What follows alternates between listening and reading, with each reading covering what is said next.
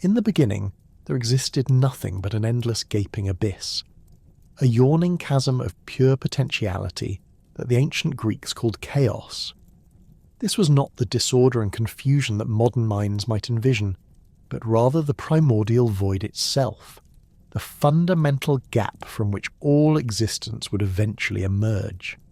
Chaos represented the very first principle of creation, the initial rupture in nothingness that would allow for the possibility of being.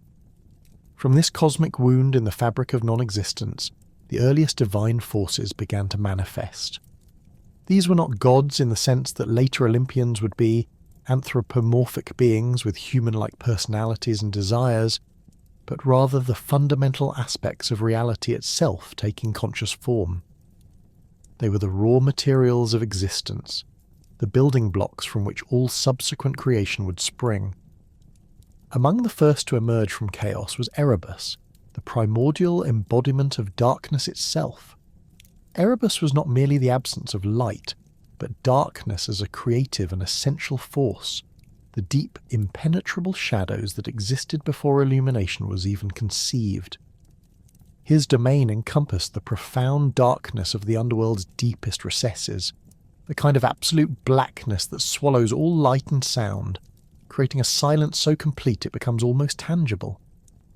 Erebus manifested as a presence both terrible and necessary, his form shifting between absolute void and a vaguely humanoid shape wreathed in shadows so dense they seemed to possess weight and substance. When he moved through the primordial realm, the very concept of visibility ceased to exist in his wake. His darkness was not cold, as mortal minds might imagine, but rather possessed a quality that transcended temperature entirely. It was the darkness of potential, of things yet to be born, of the womb-like void from which all creation would eventually emerge. The ancient sources describe Erebus as dwelling in the deepest parts of what would later become the underworld, in caverns and abysses that stretched infinitely downward into the Earth's core.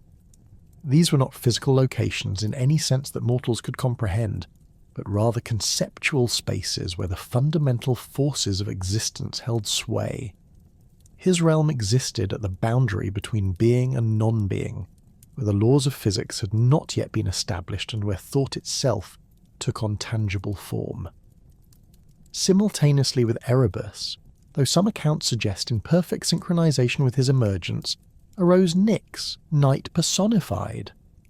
Where Erebus embodied the darkness of depth and concealment, Nyx represented the darkness of time and cycle, the inevitable return of shadow that would forever follow light.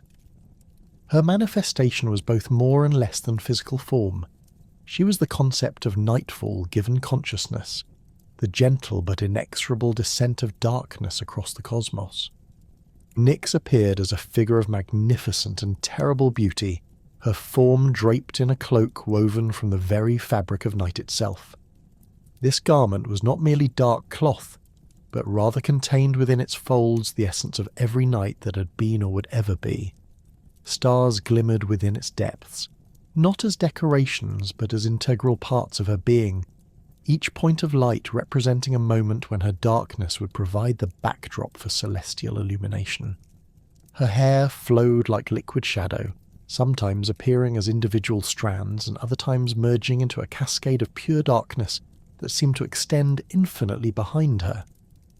When she moved, the very air around her took on the quality of twilight, that liminal moment between day and night when the world holds its breath in anticipation of transformation. Her eyes held the depth of moonless nights, reflecting not light but rather the profound peace that comes with the cessation of daily activity and the embrace of rest. Unlike Erebus, whose darkness was static and absolute, Nyx embodied the dynamic aspect of darkness, its movement, its rhythm, its essential role in the cosmic cycle. She was the darkness that travels, that spreads across the earth in a predictable pattern, bringing with it the promise of renewal and rest. Her domain was not the fixed darkness of the underworld's depths, but the mobile darkness that danced across the surface of creation, touching every corner of existence in its eternal rotation. The emergence of these two primordial forces represented a crucial development in the cosmic order. Before their manifestation, chaos had been pure potentiality without direction or distinction. The arrival of Erebus and Nyx introduced the first fundamental duality into existence, not the later opposition of the good and evil, but the more basic distinction between different types of darkness, different aspects of the void from which creation springs. Erebus established the concept of spatial depth, of hidden places and concealed mysteries. His darkness was vertical, extending downward into the earth and inward into the secret places of the soul. He created the first boundaries in the cosmos, not by building walls, but by establishing regions of such profound darkness that they became distinct from the general void of chaos. His realm became the template for all future concepts of the hidden, the secret, and the underworld. Nyx, by contrast, introduced the dimension of time into the cosmic order. Her darkness was horizontal and cyclical, moving across the face of creation in patterns that would later become the foundation for all temporal measurement. She established the rhythm that would govern all future existence, the alternation between presence and absence, activity and rest, revelation and concealment that would characterize the cosmic dance. These two primordial deities existed in a state of fundamental complementarity. Erebus provided the space for Nyx's movement, while Nyx gave meaning to Erebus's static darkness through her dynamic presence. Together, they created the first organized structure within the primordial chaos, establishing the basic framework within which all subsequent creation would occur. Their realm existed in a state that transcended normal physical laws. Distance and proximity had no meaning in the conventional sense.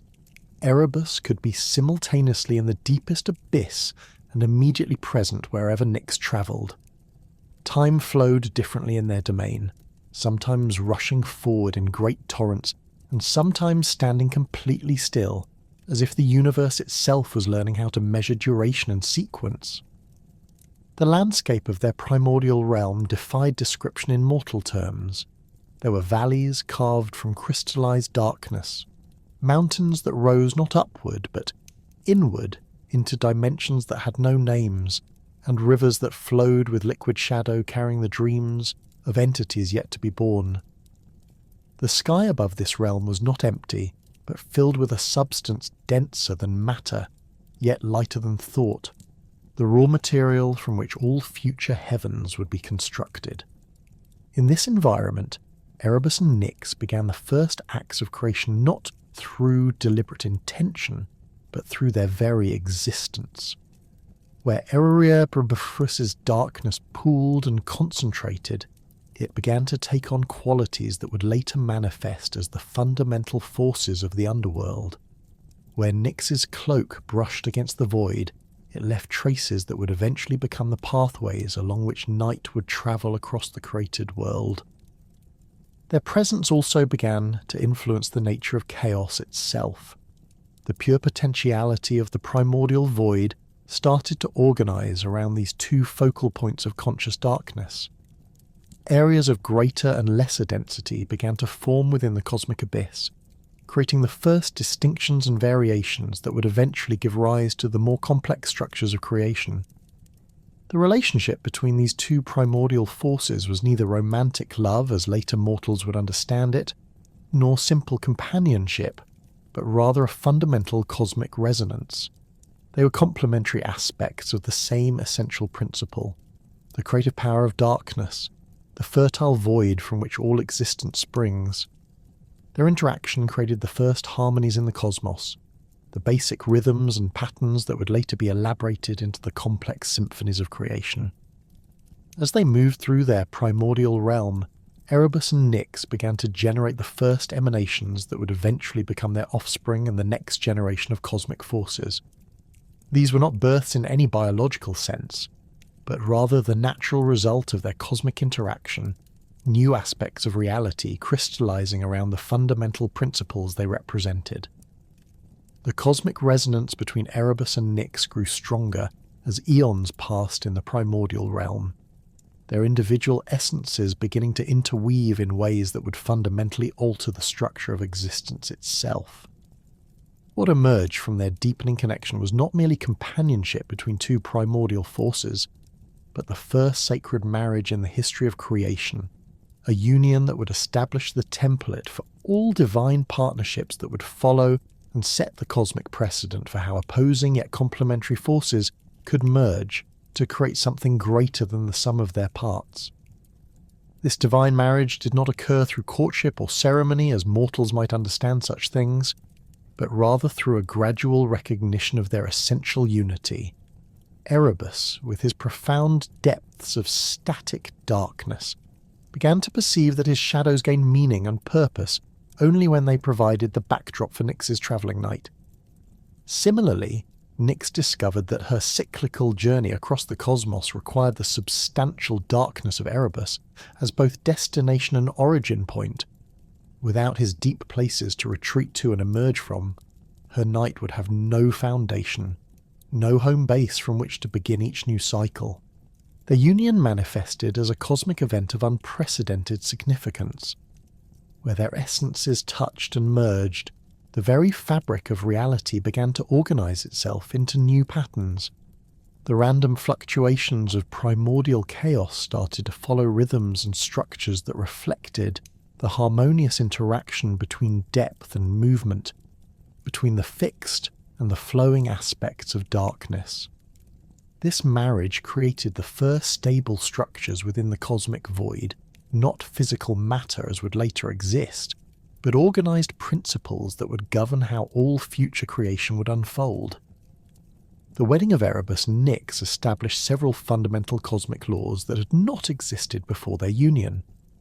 The principle of alternation emerged from their joining, the idea that cosmic forces must ebb and flow, advance and retreat in eternal cycles that maintain the balance of existence. Erebus provided the concept of return, of places where forces could withdraw and regenerate, while Nyx contributed the principle of emergence, of how these forces would venture forth to touch and transform the wider cosmos. Their marriage also created the first true boundaries in existence. Before their union, the primordial void had been undifferentiated, with no meaningful distinctions between one area and another. The joining of Erebus and Nyx established the fundamental division between the realm of deep, permanent darkness and the domain of travelling, temporary night. This division was not a separation, but rather a complementary relationship. The deep darkness served as the source and destination for the moving darkness, while the travelling night carried the essence of the depths to every corner of the emerging cosmos. The symbolic significance of their partnership extended far beyond their individual natures. Together, they represented the complete spectrum of darkness as a creative force. Erebus embodied the darkness of potential, the rich, fertile void from which new realities could emerge, the hidden spaces where transformation occurred away from observation. Nyx represented the darkness of manifestation, the active principle that brought the hidden potential into contact with the wider world, that made the secret visible through the rhythm of concealment and revelation. Their union also established the cosmic principle of complementary opposition. Unlike the later conflicts between Olympian deities, the relationship between Erebus and Nyx demonstrated how seemingly opposite forces could work in perfect harmony. His stillness enhanced her movement. Her dynamism gave purpose to his stability. This principle would later influence how the Greeks understood the relationship between all paired cosmic forces, earth and sky, order and chaos, creation and destruction. The marriage created what ancient Greek cosmologists understood as the first organized space within the universe. This was not space in the physical sense of later creation, but rather conceptual space, areas of existence that had specific characteristics and functions. The realm of their union became a template for how divine domains would be organized, with clear but permeable boundaries that allowed for interaction while maintaining distinct identities. Within this organized space, the fundamental cycle of night began to take shape. Nyx would emerge from the deep places of Erebus's realm, carrying with her the essence of absolute darkness, and travel across the void in patterns that would later become the paths of night across the earth and sky. As she moved, she would gradually transform from the profound darkness of the depths into the gentler darkness of evening and night, making the absolute darkness of Erebus accessible and beneficial to the emerging cosmos. The cycle would complete when Nyx returned to Erebus's realm, bringing with her the experiences and influences she had gathered during her journey. This return was not simply a retreat, but a form of cosmic communication. Nyx would share with Erebus everything she had encountered, while Erebus would renew and refresh her essence for the next cycle. This exchange created the first feedback loop in the cosmos, a system that allowed for growth and development rather than mere repetition. Their union also established the realm of shadows as a distinct cosmic domain. This was neither the absolute darkness of Erebus nor the travelling darkness of Nyx, but rather the interaction between light and darkness that their marriage made possible. Shadows required both the substantial darkness that Erebus provided and the movement and variation that Nyx contributed. The realm of shadows became the first space where different cosmic principles could meet and interact without losing their essential natures. The cosmic implications of their marriage extended to the very structure of time and space.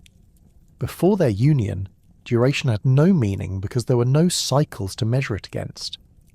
The marriage of Erebus and Nyx created the first temporal rhythm, the alternation between Nyx's presence and absence, that would become the foundation for all future time measurement. This rhythm was not mechanical but organic, responding to the deeper needs of the cosmos and adjusting its pace according to the requirements of creation. Similarly, their marriage established the first meaningful spatial relationships. The distinction between Erebus's deep realm and the paths of Nyx's journey created the concepts of here and there, of centre and periphery, of source and destination. These spatial relationships were fluid and dynamic, changing according to the phase of the cosmic cycle, but they provided the basic framework within which all future spatial organisation would develop. The ancient Greeks understood that this divine marriage also created the first form of cosmic consciousness. Neither Erebus nor Nyx had possessed complete awareness before their union. Each had been conscious of their own nature, but not of the larger patterns of existence. Their marriage created a shared consciousness that could perceive the cosmos as a whole, understanding both the hidden depths and the travelling surfaces, both the permanent structures and the changing patterns. This cosmic consciousness became the first form of divine wisdom, the ability to perceive how individual forces and principles fitted into the larger pattern of existence. This wisdom was not intellectual knowledge, but rather intuitive understanding, the direct perception of cosmic relationships and their implications. It was this wisdom that would guide the next phases of creation, ensuring that the emerging cosmos would develop according to harmonious principles rather than random chance. The marriage also established the first cosmic hierarchy, not based on power or dominance but on function and relationship.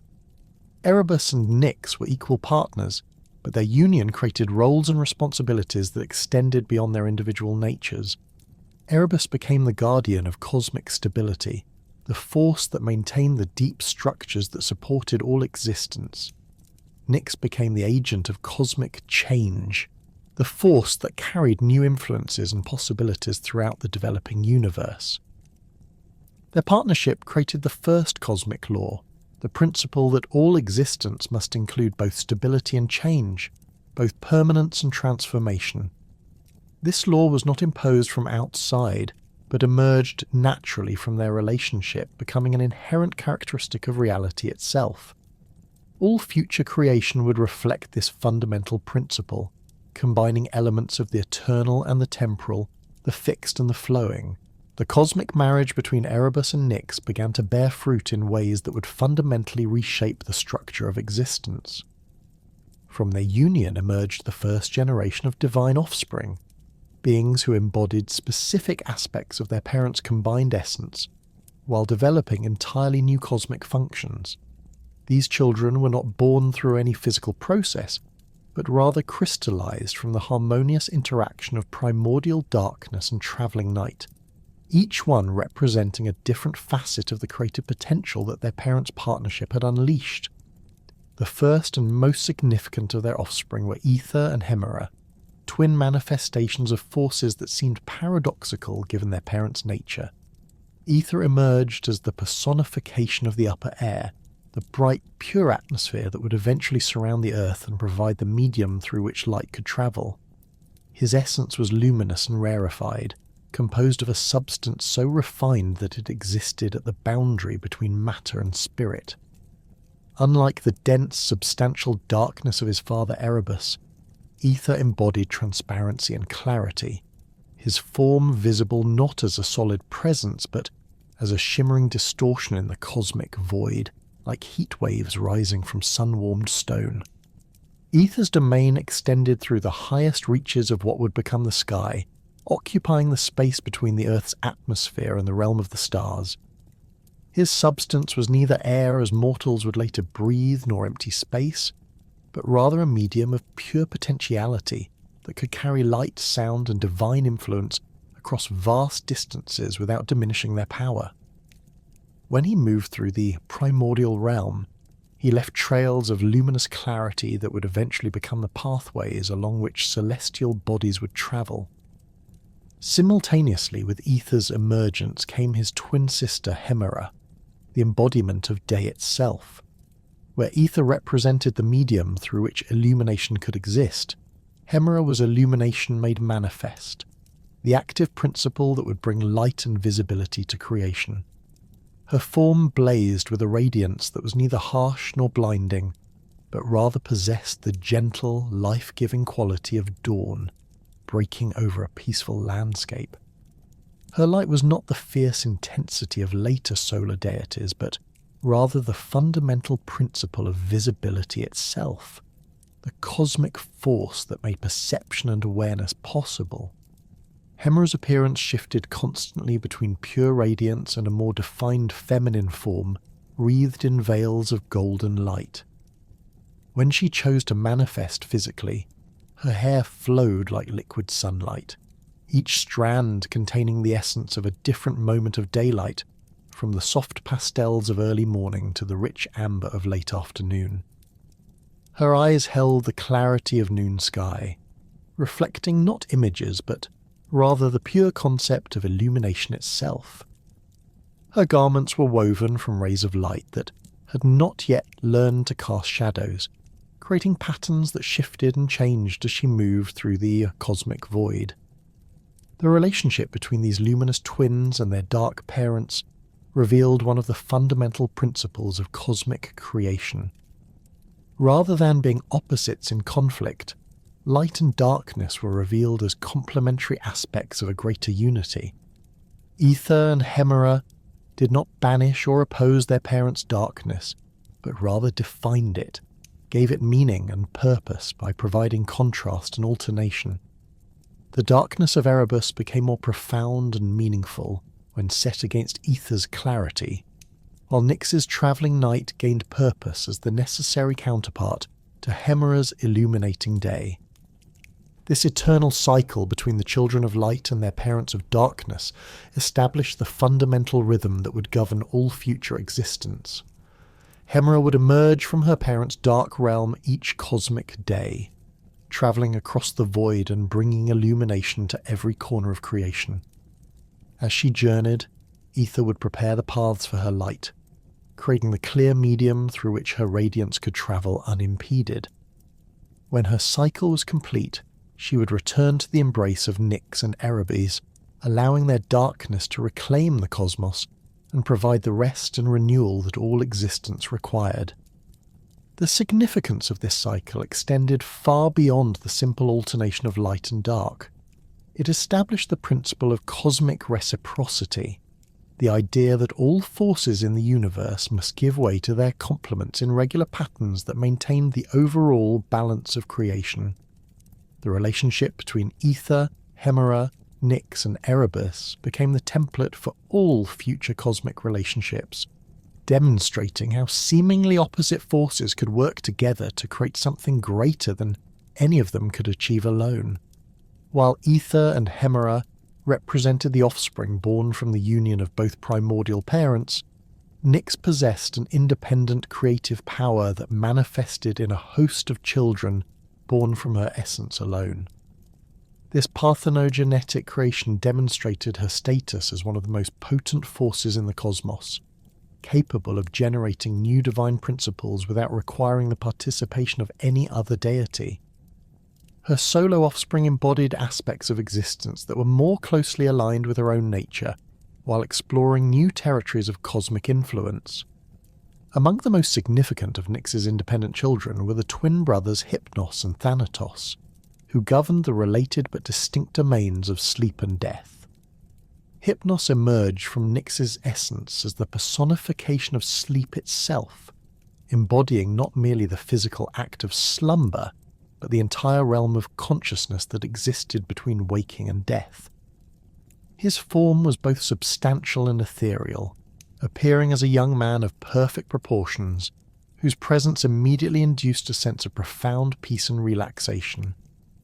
His skin held the pale luminescence of moonlight, while his hair fell in dark waves that seemed to absorb light rather than reflect it. Hypnos carried with him the tools of his trade, most notably a horn filled with the water of Lethe, the river of forgetfulness, and poppy stems that dripped with a substance that could bring sleep to any being, mortal or divine. His wings were not the bright feathers of sky gods, but rather membranous appendages like those of a bat, designed for silent flight through the darkness.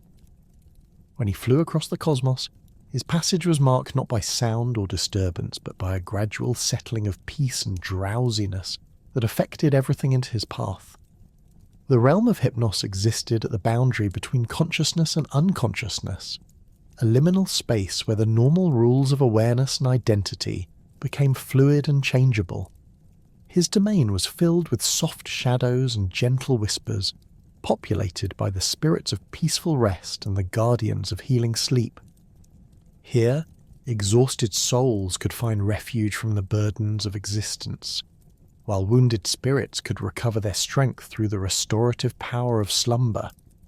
Thanatos, the twin brother of Hypnos, embodied the principle of death as the natural and necessary conclusion of life. Unlike later depictions that would portray death as violent or terrifying, Thanatos represented the peaceful transition from existence to whatever lay beyond, the gentle severing of the soul's connection to physical form. His appearance was similar to his brother's, but possessed a more austere quality, his features carved with the dignity and solemnity appropriate to his cosmic function. Thanatos carried a sword that could cut the threads binding souls to their physical forms, but this was not a weapon of violence, but rather a tool of liberation, allowing spirits to move on to their proper destinations without pain or struggle. His presence brought not fear, but rather a sense of completion, the recognition that all things must eventually reach their natural end. His realm existed adjacent to that of his brother, but where Hypnos offered temporary respite, Thanatos provided permanent release. The relationship between these twin brothers established one of the most important principles in the cosmic order. Sleep and death were revealed not as enemies of life, but as essential components of existence, providing the rest and renewal that made continued creation possible. Hypnos offered temporary death that allowed for recovery and growth, while Thanatos provided the final rest that completed the cycle of individual existence and freed souls to participate in new forms of creation. From Nyx's essence also emerged the Oneiroi, the divine personifications of dreams who ruled over the mysterious realm of sleep consciousness. These beings were neither fully individual nor completely collective, existing as a group consciousness that could manifest in various forms depending on the needs of the dreaming mind. The three most prominent among them were Morpheus, Ichlos, and Phantasos, each specializing in different aspects of the dream experience. Morpheus held dominion over dreams involving human forms, possessing the ability to assume any human appearance with perfect accuracy. His talent extended beyond mere physical mimicry to include the complete replication of personality voice, and mannerisms, allowing him to visit dreamers in the guise of loved ones, strangers, or even their own idealized selves. His form was naturally fluid, constantly shifting between different human appearances, but when he chose to manifest his true shape, he appeared as a figure of indeterminate age and gender, beautiful in a way that transcended physical categories. Isolus, also known as Phobator, specialized in dreams involving animals and monsters, creatures of instinct and primal fear. His domain encompassed nightmares and anxiety dreams, but also the powerful dreams of transformation where dreamers might experience existence from the perspective of other creatures. His natural form was that of a constantly changing animal shape, sometimes appearing as a great wolf with eyes like stars, other times as a serpent whose scales reflected the deepest fears of whoever observed him.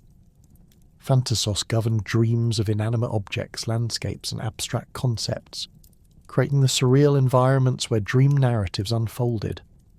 His specialty was the impossible architecture of dreams, the landscapes that defied physical laws and the objects that possessed qualities they could never have in waking reality.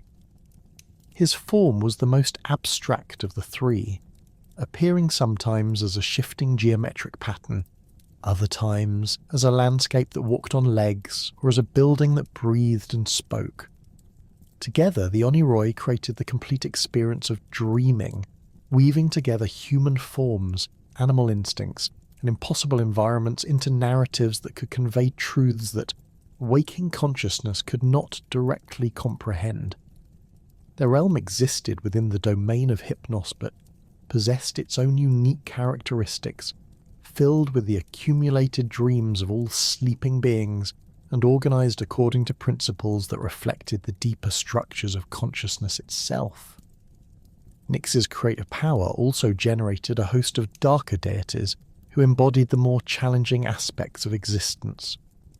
The Keres emerged as spirits of violent death and doom, differing from their brother Thanatos in that they represented death that came through conflict, disease, or disaster rather than natural conclusion.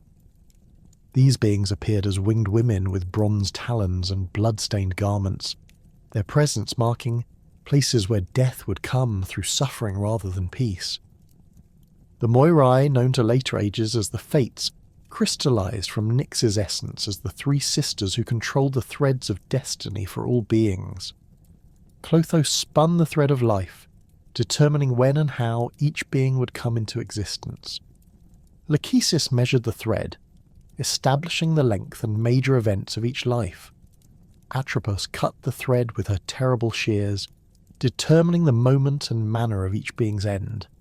These three worked in perfect coordination, their decisions reflecting not arbitrary will, but rather the deep patterns of cosmic necessity that ensured the proper development of creation. Nemesis emerged as the personification of righteous retribution, the force that ensured that cosmic balance was maintained by correcting excessive pride or hubris. Her role was not punitive in the sense of later moral systems, but rather corrective, ensuring that no being or force could grow so powerful or arrogant as to disrupt the fundamental harmony of existence. She appeared as a stern but beautiful woman carrying scales and a sword, her presence both terrible and necessary for the maintenance of cosmic order. Eris, the spirit of strife and discord, represented the creative tension that prevented existence from becoming static and stagnant. Her influence was not purely destructive, but rather transformative, introducing the conflicts and challenges that forced growth and development. Without her presence, the cosmos would have remained in perfect but lifeless harmony, lacking the dynamic tensions that drove evolution and change. These children of Nyx, born from her independent creative power, demonstrated the full range of her cosmic influence. From the peaceful domains of sleep and dreams to the challenging realms of fate and strife, her offspring established the framework within which all future existence would unfold, ensuring that creation would be neither too peaceful nor too chaotic, but rather possessed of the perfect balance between order and transformation that would allow for endless growth and development. The divine offspring of Nyx established the fundamental framework of existence, but it was Nyx herself who wielded the supreme authority that would define the cosmic hierarchy for all eternity. Unlike her children, who governed specific domains and functions, Nyx commanded the overarching power of night itself, a dominion so vast and essential that even the mighty Zeus, when he would later rise to rule the Olympians, would recognize her as one of the few deities whose authority transcended his own. This recognition was not born from fear in the mortal sense, but from the profound understanding that Nyx represented forces so fundamental to existence that challenging them would risk unraveling the very fabric of creation. The extent of Nyx's power became apparent in the cosmic order that developed around her presence. While other primordial deities controlled specific elements or domains, Nyx's influence permeated every aspect of existence that occurred during the hours of darkness. Her authority was not limited to the simple absence of daylight, but encompassed the entire transformation that occurred when night fell across the cosmos. During these hours, different laws governed reality, different possibilities emerged, and the normal boundaries between realms became permeable and fluid. Nyx's dominion over the night sky established her as the sovereign of the celestial realm during the dark hours. The stars themselves were not merely distant lights, but active participants in her cosmic administration, each one serving as an agent of her will and a focal point for her influence. These stellar servants carried her authority to the farthest reaches of the universe, ensuring that her power extended beyond the immediate vicinity of the Earth to encompass the entire cosmic sphere. The constellations formed patterns that reflected her divine intentions, creating a celestial script that those who understood the mysteries of night could read to discern the deeper currents of fate and fortune. The movement of celestial bodies during the nighttime hours followed rhythms that Nyx herself had established, patterns that were far more complex and meaningful than the simple mechanical motions that daylight observers might perceive. Each star's position, each planet's progression across the sky, each meteor's fiery passage through the atmosphere carried specific significance within Nyx's cosmic design. The ancient Greeks understood that the night sky was not a passive backdrop for earthly events, but rather an active participant in the unfolding of a destiny, with Nyx serving as the conductor of this vast celestial orchestra. Her control over the passage of time from dusk to dawn revealed another dimension of her supreme authority. The transition from day to night was not merely the result of celestial mechanics, but rather a deliberate act of cosmic governance that Nyx performed each day through her divine will. The exact moment when daylight faded into twilight, the gradual deepening of shadows across the landscape, the emergence of stars in the darkening sky, all of these phenomena occurred according to her specific intentions and served purposes that extended far beyond the simple alternation of light and darkness. During the liminal period of twilight, when day gradually yielded to night, Nyx's power was at its most visible and transformative. This was not simply a time of transition, but rather a period when the fundamental nature of reality itself shifted, when the laws that governed daytime existence gave way to the different principles that ruled the hours of darkness. The very air seemed to thicken with possibility during these moments, charged with potential energies that could manifest in ways impossible during the bright clarity of day. The influence that Nyx wielded over prophecy and divination established her as one of the most significant sources of cosmic wisdom. The mysteries hidden in darkness were not concealed through malice or secrecy, but rather represented knowledge that could only be perceived when the distracting influences of daylight were removed. During the night hours, when the busy activities of daily existence ceased and consciousness turned inward, mortals and immortals alike could access deeper levels of understanding that remained hidden during the day. Nyx's prophetic authority manifested through various channels and intermediaries, but her most direct communications occurred through dreams, visions, and the subtle signs that appeared in the darkness. The shadows cast by moonlight could reveal patterns and meanings invisible in sunlight. while the sounds that emerged from the darkness, the hooting of owls, the whisper of wind through trees, the distant howling of wolves, carried messages for those who possessed the knowledge to interpret them correctly. The oracular traditions that would later develop throughout the Greek world acknowledged Nyx's supreme authority in matters of prophecy. Even the famous oracle at Delphi, though primarily associated with Apollo during the daylight hours, recognized that the most profound and far-reaching prophecies could only be received during the night, when Nyx's influence was strongest. The priestesses and seers who served at various sacred sites understood that their most accurate visions came during the hours of darkness, when Nyx's power could work through them without interference from the more immediate concerns of daily life. The magical arts that flourished under Nyx's patronage represented another aspect of her supreme cosmic authority. Magic, as the ancient Greeks understood it, was not mere trickery or illusion, but rather the practical application of cosmic principles that operated most effectively during the hours of darkness. The transformation of one substance into another, the summoning of distant influences, the manipulation of fate and fortune, all of these practices drew their power from the fundamental forces that Nyx controlled. Practitioners of the magical arts recognized that their most potent workings could only be accomplished during the night hours, when Nyx's influence was ascendant and the normal boundaries between different realms of existence became permeable.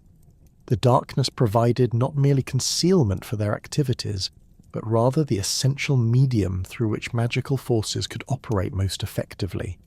Spells cast during daylight might achieve limited results, but those performed under Nyx's direct patronage could accomplish transformations that bordered on the miraculous. The herbs and materials used in magical workings possessed different properties during the night than they displayed during the day. Plants that appeared ordinary in sunlight revealed hidden virtues when gathered by moonlight, while stones and metals exposed to Nyx's influence developed capabilities that remained dormant during the daylight hours. The practitioners who understood these principles could create preparations and talismans of extraordinary potency, but only by working in harmony with Nyx's cosmic rhythms. Nyx's role as the protector of oaths sworn in darkness established one of the most feared and respected aspects of her divine authority. Vows made during the night hours, particularly those spoken in sacred places or witnessed by her stellar servants, carried a binding force that transcended ordinary human agreements. These oaths became part of the cosmic order itself, woven into the fundamental structure of reality in ways that made their violation not merely a moral failing, but a disruption of the universal harmony that Nyx was sworn to protect. The power of nocturnal oaths derived from their connection to the deepest levels of cosmic law. When individuals made promises or commitments during the hours of Nyx's dominion, they were not merely speaking words into the air, but rather inscribing their intentions into the very fabric of existence. The darkness that surrounded such ceremonies served as both witness and enforcer, ensuring that the commitments made would be remembered and honoured regardless of the passage of time or the changing circumstances of those who made them. The consequences of breaking oaths sworn under Nyx's protection were swift and inexorable. Unlike the punishments meted out by other deities, which might be delayed or mitigated by various circumstances, Nyx's retribution for oath-breaking manifested with the certainty of natural law. Those who violated their nocturnal vows found themselves pursued by the Erinyes, the terrible spirits of vengeance who served as Nyx's agents in matters of cosmic justice. These beings, born from the blood of Uranus and empowered by Nyx's authority, would relentlessly track oathbreakers across the earth and through the underworld if necessary, ensuring that no violation of sacred trust went unpunished. The Erinyes appeared as ancient women with snakes for hair and eyes that wept tears of blood, their forms wreathed in the darkness that served as both their concealment and their source of power. They carried bronze-tipped whips that could inflict wounds not merely on the body but on the soul itself, creating agonies that persisted long after physical healing had occurred. Their pursuit of Oathbreakers was methodical and implacable, continuing across generations if necessary until the cosmic balance had been restored through appropriate punishment or atonement. The fear that these divine enforcers inspired was not merely personal terror, but rather the recognition of a cosmic principle that could not be evaded or bargained with. Those who had sworn oaths in darkness and later contemplated breaking them would find their sleep haunted by visions of approaching retribution, their waking hours shadowed by the growing certainty that their violation of cosmic law had been noted and would be addressed. The psychological torment that preceded the Erinyes' actual arrival often proved as devastating as their eventual punishment, driving Oathbreakers to madness or suicide in their desperate attempts to escape the consequences of their actions. The protection that Nyx extended to nocturnal oaths also encompassed the sacred mysteries and secret knowledge that were transmitted through initiation ceremonies performed during the night hours. The mystery religions that would later flourish throughout the Greek world understood that their most sacred teachings could only be safely shared under Nyx's protection. When the darkness would conceal the ceremonies from unauthorized observers, and the goddess herself would serve as guarantor of the initiate's vows of silence. These mystery traditions recognized that certain forms of knowledge were too powerful or dangerous to be shared openly during the daylight hours, when they might be misunderstood or misused by those who lack the proper preparation and commitment. The darkness of night provided not merely physical concealment but spiritual protection, creating a sacred space where profound truths could be revealed to those who had proven their worthiness through proper initiation and their reliability through binding oaths. The cosmic authority that Nyx wielded extended beyond the Earth to encompass the entire universe during the hours of darkness. Her influence reached into the deepest regions of the underworld, where she served as one of the few deities whose authority was acknowledged even by Hades himself. The dead who dwelt in the shadowy realm of the afterlife recognized her as a sovereign whose power transcended the boundaries between life and death, whose darkness provided the medium through which souls could travel between different states of existence. In the celestial realms, Nyx's authority was equally absolute during the nighttime hours.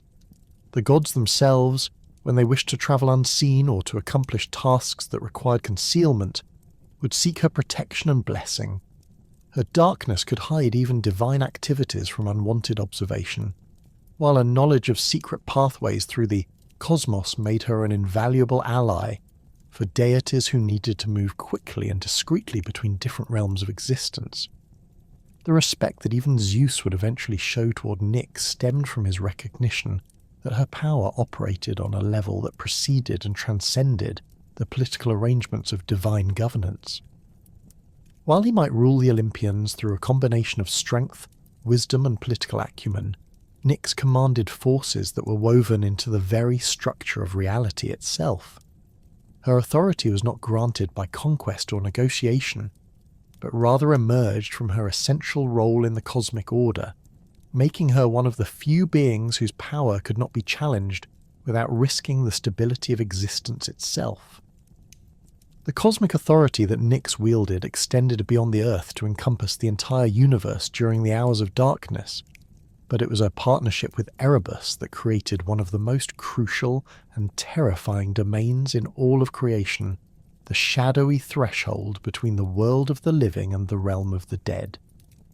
Erebus, as the primordial embodiment of darkness itself, assumed the role of guardian over this liminal space, establishing a boundary that was both physical and metaphysical, a region where the normal laws of existence gave way to the mysterious principles that governed the afterlife. Erebus manifested his guardianship through the creation of a vast transitional realm that existed neither fully in the world of the living nor completely within Hades' domain of the dead. This region stretched across dimensions that had no earthly equivalent, encompassing caverns that descended through layers of reality rather than mere stone and earth. The geography of this threshold realm defied mortal comprehension, with passages that led simultaneously inward and downward, creating a maze-like structure where direction and distance became fluid concepts, dependent more on spiritual state than physical movement. The entrance to this shadowy domain appeared to mortals as a series of caves and chasms scattered across the Earth's surface, each one serving as a gateway to the deeper mysteries that lay beneath. The most famous of these entrances would later become associated with specific locations: the cave at Taenarum in Laconia, the volcanic crater at Lake Avernus near Naples, the Oracle of the Dead at Ephyra. But these physical manifestations represented only the most accessible aspects of a realm that existed on multiple levels of reality simultaneously. Within the threshold domain of Erebus, the very air possessed a quality that distinguished it from both the atmosphere of the living world and the ethereal environment of the underworld proper. This air was thick with potential, charged with the accumulated emotions and final thoughts of countless souls who had passed through this region on their journey from life to death. Breathing this atmosphere produced profound psychological effects in living visitors, inducing visions of their own mortality and forcing them to confront truths about existence that remained hidden during normal life. The landscape within Erebus's realm shifted constantly according to principles that reflected the inner states of those who traversed it. Souls approaching death might find themselves walking through familiar environments from their earthly lives, experiencing a gradual transition that eased their passage from the known to the unknown. Others, particularly those who had died violently or unexpectedly, encountered terrain that reflected their confusion and disorientation, with paths that led in circles and landmarks that appeared and vanished without warning. The rivers that flowed through this transitional realm served as both boundaries and pathways, each one possessing distinct characteristics that affected souls in different ways. The Acheron, known as the River of Woe, carried the accumulated sorrows of all who had died, its dark waters flowing with a current that seemed to move in multiple directions simultaneously. Souls who touched these waters experienced the full weight of their earthly grief, both their own sufferings and the pain they had caused others, creating a purification process that prepared them for their final judgment. The Cocytus, the River of Lamentation, flowed with waters that had been formed from the tears of the morning, creating a stream that resonated with the sounds of weeping and wailing. This river served as a gathering place for souls who had left behind unfinished business or unresolved relationships, providing them with an opportunity to experience and release the emotional bonds that might otherwise prevent their complete transition to the afterlife. The Pyriphlegethon blazed with flames that burned without consuming, its fiery waters serving to purify souls who had committed acts of violence or cruelty during their earthly lives. The flames of this river did not cause physical pain, but rather created a spiritual burning that consumed the aggressive and destructive impulses that had motivated harmful actions, leaving behind the essential core of the soul cleansed of its most toxic elements. The Styx, most famous of the underworld rivers, flowed through Erebus's realm as a boundary that could not be crossed without divine assistance or proper preparation. Its waters possessed the power to bind even gods to their oaths, making it one of the most feared and respected forces in the cosmic order. The river goddess Styx herself served as an ally to Erebus in his guardianship role, helping to maintain the integrity of the boundary between life and death through her absolute enforcement of sworn commitments. The Lethe, the river of forgetfulness, provided souls with the opportunity to release their memories of earthly existence, allowing them to enter the afterlife without the burden of past experiences that might interfere with their adaptation to their new state of being. The waters of Lethe flowed with a gentle current that seemed to whisper promises of peace and release, but souls who drank from this river did so knowing that they would lose not only their painful memories, but also their recollections of earthly joys and loves. Erebus maintained his guardianship over this realm through a combination of direct presence and delegation to various subordinate entities who served as his agents and representatives.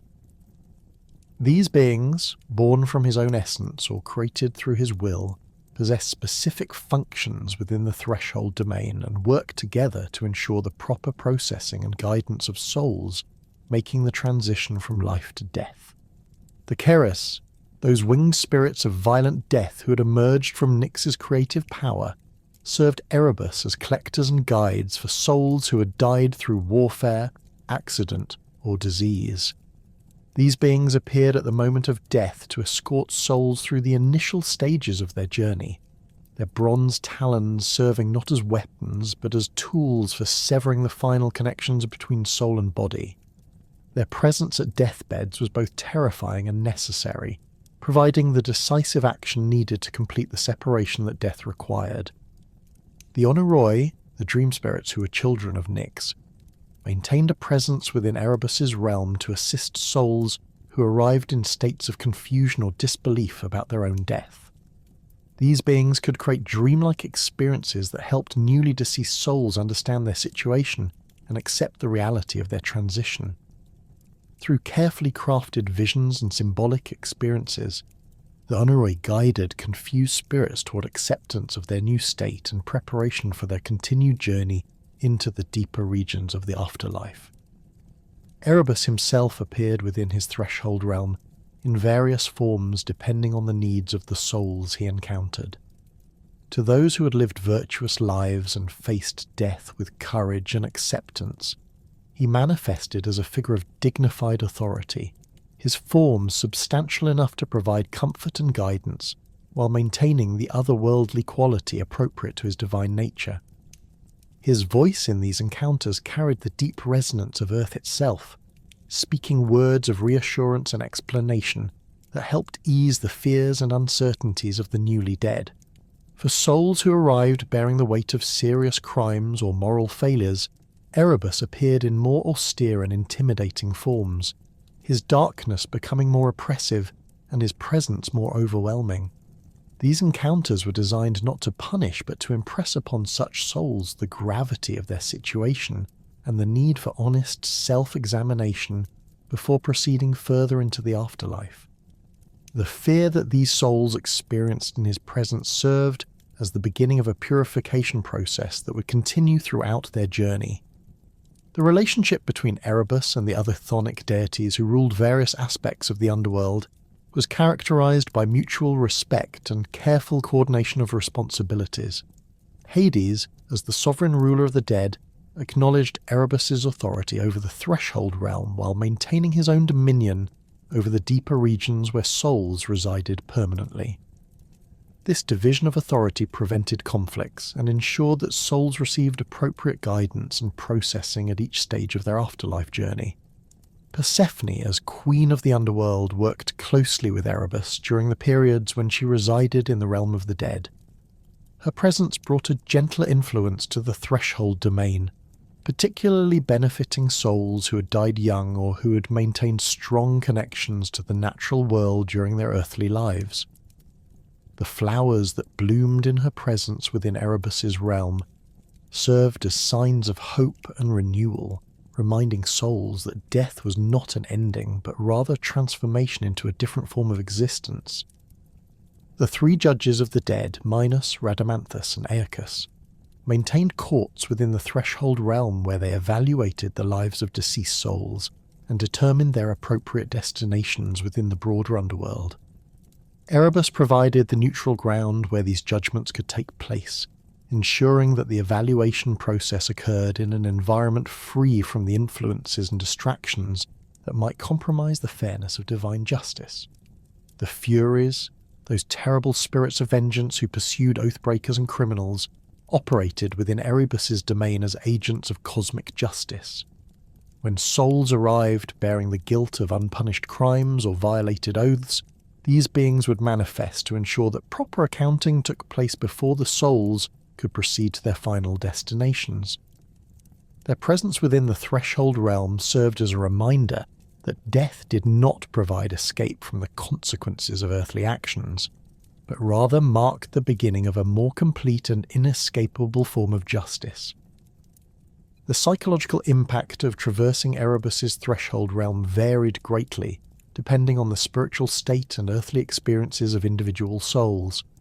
Those who had lived lives of virtue and had prepared themselves mentally and spiritually for death often found the journey through this domain to be a peaceful and enlightening experience. The darkness that surrounded them felt protective rather than threatening, while the various challenges and encounters they faced served to confirm their readiness for whatever lay ahead in the afterlife. Souls who had lived morally ambiguous lives experienced the threshold realm as a place of testing and evaluation, where their true characters were revealed through their responses to various trials and temptations. The darkness in these cases became a mirror that reflected their inner states, forcing them to confront aspects of themselves that they had hidden or ignored during their earthly existence. The journey through Erebus's domain served as a final opportunity for self-knowledge and moral growth before their ultimate judgment. The most challenging experiences within the Threshold realm were reserved for souls who had committed serious crimes or who had lived lives devoted to causing harm to others.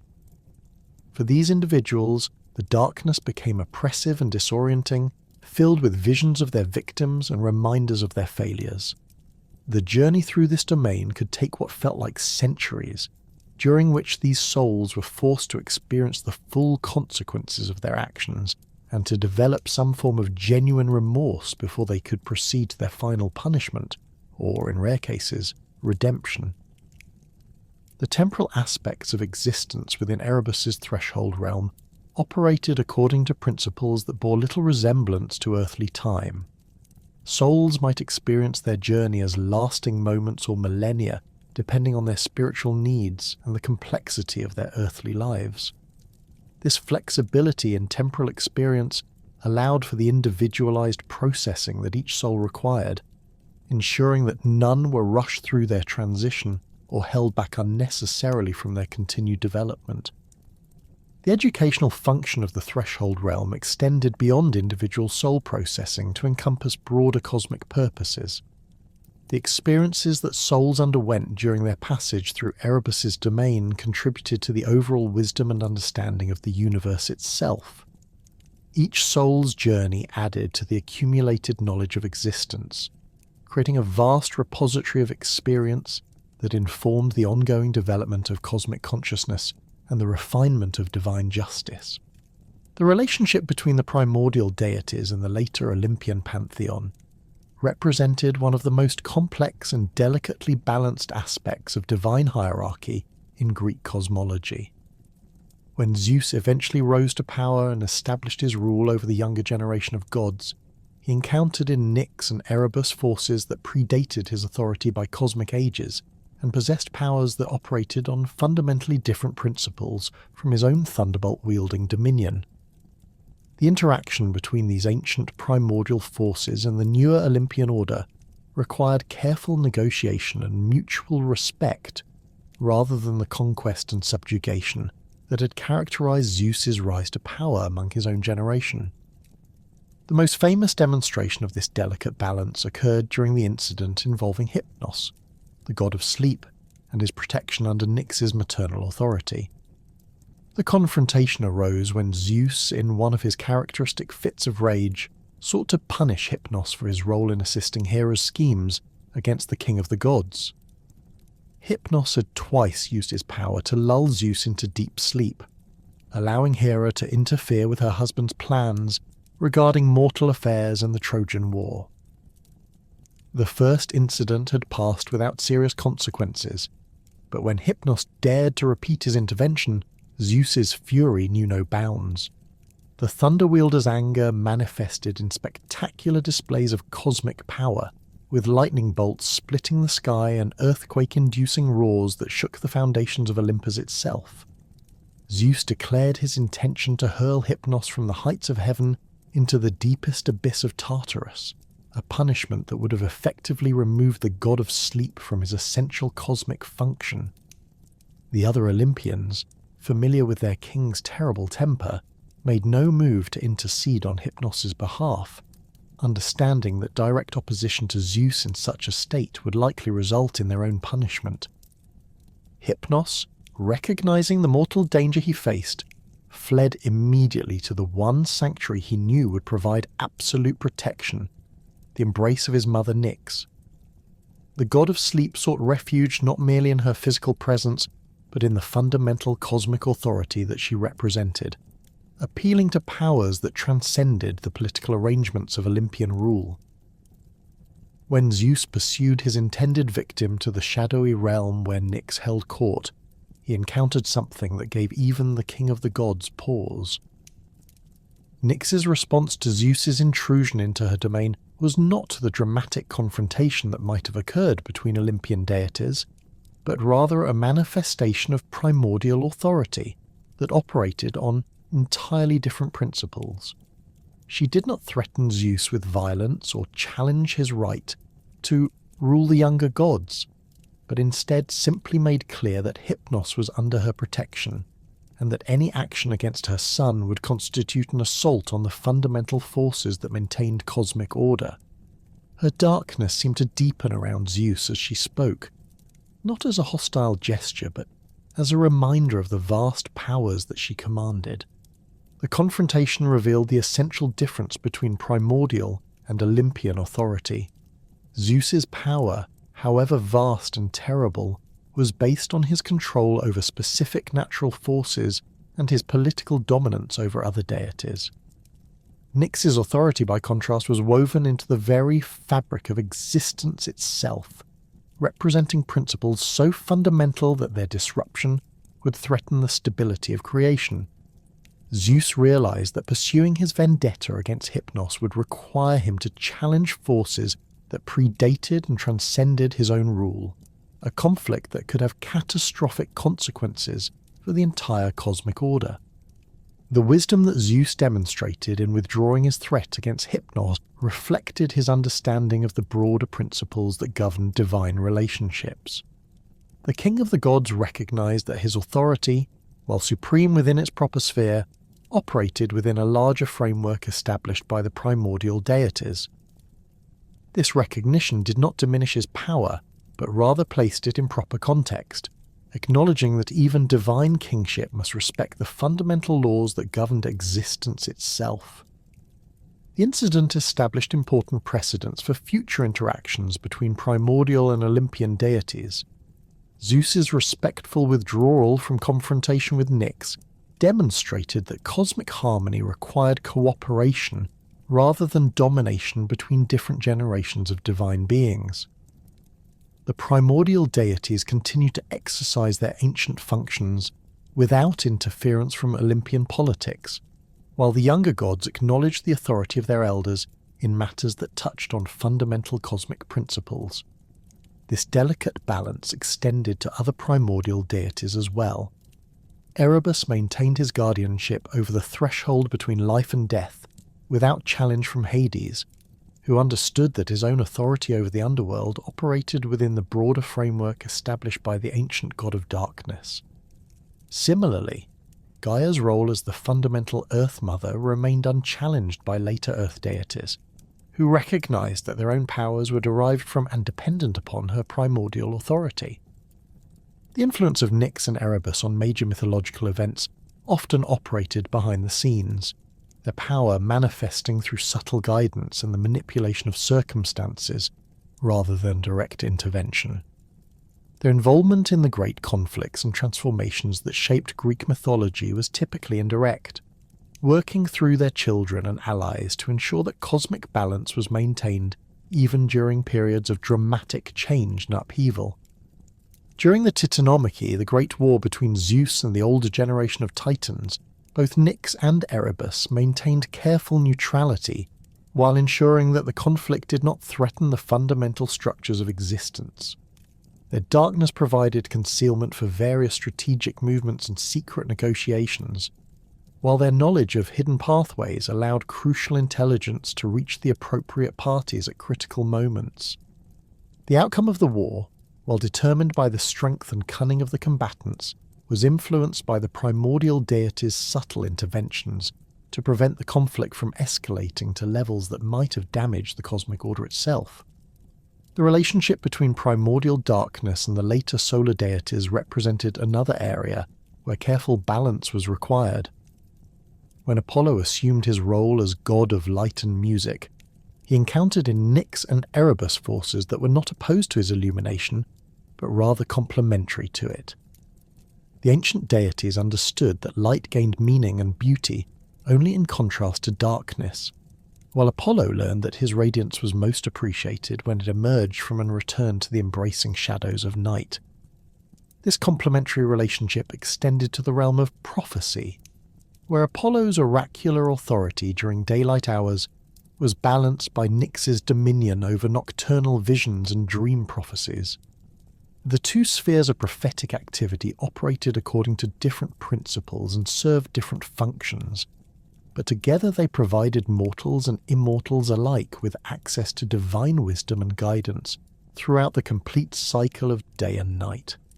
The primordial deities' interactions with Gaia, the Earth Mother, revealed another dimension of their cosmic influence. Nyx's darkness provided the restful periods during which Gaia could recover from the constant demands of nurturing life, while Erebus's deep places offered secure locations where the Earth's most precious treasures could be hidden and protected. The relationship between these ancient powers was characterized by mutual support and shared responsibility for maintaining the conditions necessary for continued creation and growth. The connection between the primordial deities and Tartarus, the deepest abyss of the underworld, demonstrated their role in maintaining cosmic justice and order. Erebus served as a bridge between the surface world and the deepest punitive regions, ensuring that souls and entities destined for Tartarus received appropriate guidance during their journey to that terrible destination. Nyx's darkness provided the concealment necessary for the transport of the most dangerous criminals and cosmic threats, preventing their presence from contaminating the realms of the innocent.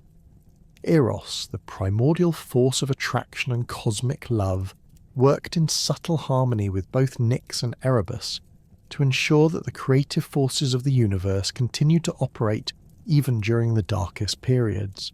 The ancient god of love understood that some of the most profound and lasting attractions developed during the quiet hours of night, when the distractions of daily existence were removed and hearts could recognize their true desires. Erebus's concealing darkness provided the privacy necessary for intimate connections to develop, while Nyx's gentle night offered the peaceful atmosphere in which love could flourish.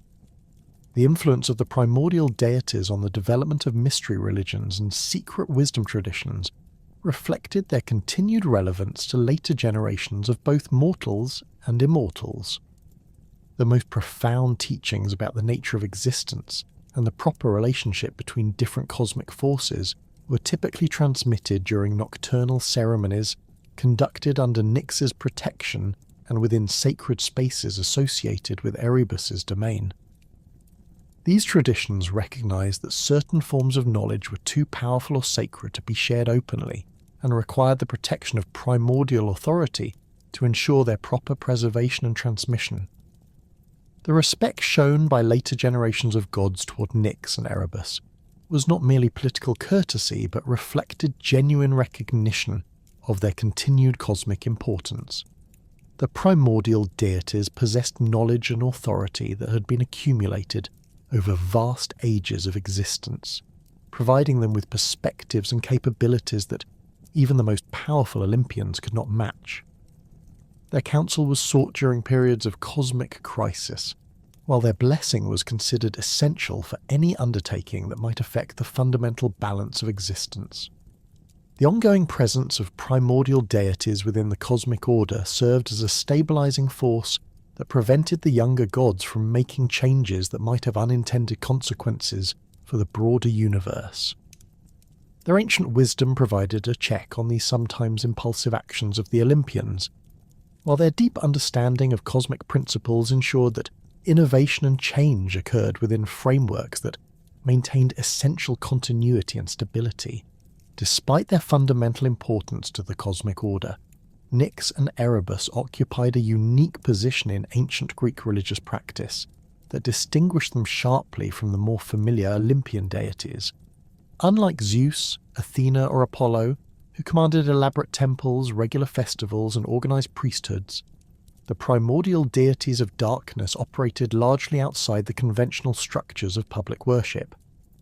Their veneration existed primarily in the realm of philosophical contemplation and private devotion, rather than in the grand civic ceremonies that characterized mainstream Greek religion. The absence of major temple complexes dedicated to Nyx or Erebus reflected the nature of their divine essence, rather than any lack of respect or recognition. These deities embodied forces so fundamental and pervasive that they could not be contained within physical structures or reduced to anthropomorphic representations suitable for conventional worship. The darkness they commanded existed everywhere and nowhere simultaneously, making the construction of specific sacred buildings both unnecessary and conceptually inappropriate. Their presence permeated the natural world during the nighttime hours, transforming every shadow, cave, and darkened space into a potential site of divine encounter. Archaeological evidence from across the Greek world reveals scattered references to these primordial deities in inscriptions and votive offerings, but these discoveries lack the systematic organization that characterizes the cults of more popular gods. A handful of dedicatory inscriptions mentioning Nyx have been found in locations associated with oracular activity and dream interpretation, suggesting that her worship occurred primarily among practitioners of divination who recognized her authority over nocturnal prophecy. These inscriptions typically appear on small personal altars or boundary stones, rather than on the massive temple foundations that mark the sites of major religious centers. The few physical representations of Nyx that have survived from antiquity emphasize her cosmic rather than personal attributes. Ancient artists depicted her as a figure draped in star-spangled garments, often shown in the act of spreading darkness across the sky, or emerging from the underworld to begin her nightly journey. These images appeared primarily on pottery used in funerary contexts, or on gems and amulets associated with magical practices, reinforcing the connection between her worship and activities that occurred outside mainstream religious observance. Erebus proved even more resistant to conventional artistic representation, his essence being too abstract and fundamental for easy visualization. When ancient artists attempted to portray him, they typically resorted to symbolic representations, deep caverns, impenetrable shadows, or simply areas of black paint that suggested his presence without defining his form. The difficulty of representing Erebus visually contributed to his limited role in public religious practice, as Greek civic religion relied heavily on anthropomorphic imagery to make divine forces accessible to ordinary worshippers. The worship that did exist for these primordial deities centered around specific types of sacred spaces that reflected their essential nature. Caves held particular significance as natural temples of Erebus, their darkness providing direct access to his domain without requiring human construction or modification. The most important of these cave sanctuaries were located at sites where the boundary between the upper and lower world seemed particularly thin, places where underground rivers emerged from hidden sources, where unusual acoustic properties created mysterious echoes, or where geological formations suggested connections to the deeper mysteries of the earth. The cave at Tanarum in Laconia gained particular renown as a site where Erebus's presence could be directly experienced. This natural formation extended deep into the earth through a series of interconnected chambers that gradually became darker and more oppressive as visitors descended. The cave's reputation as an entrance to the underworld made it a destination for those seeking communication with the dead or attempting to understand the mysteries of the afterlife. Pilgrims who ventured into its depths reported encounters with supernatural presences and visions that could only be interpreted as manifestations of Erebus's divine influence. Similar cave sanctuaries existed throughout the Greek world, each possessing unique characteristics that attracted different types of spiritual seekers. The Carishian cave on Mount Parnassus served as a site where the boundaries between different divine domains became fluid, allowing worshippers to experience the intersection of Erebus's darkness with the prophetic powers associated with nearby Delphi. the cave's vast chambers could accommodate larger groups of pilgrims, making it one of the few locations where something approaching organised worship of the primordial deities could occur. Crossroads held equally significant importance in the religious practices associated with Nyx and Erebus.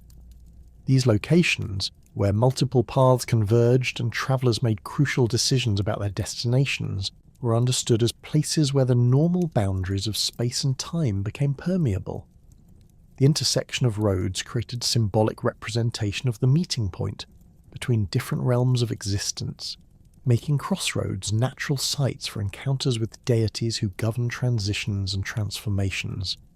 The religious significance of crossroads extended beyond their symbolic importance to encompass practical considerations related to travel and communication. Ancient Greeks understood that journeys undertaken during the night hours required divine protection from the dangers that lurked in darkness, making crossroads logical locations for seeking the favour of deities who controlled nocturnal travel. Travellers would leave offerings at these sites before beginning night journeys, requesting safe passage through territories where normal human authority gave way to the dominion of supernatural forces. The offerings left at crossroads typically reflected the humble circumstances of ordinary travellers, rather than the elaborate dedications found at major temples. Simple food offerings, small coins, or personal items that had acquired sentimental value were deposited at these sites, often accompanied by brief prayers for protection or guidance. The accumulation of these modest offerings over time created informal shrines that mark the locations where Nyx and Erebus were most likely to manifest their influence in human affairs.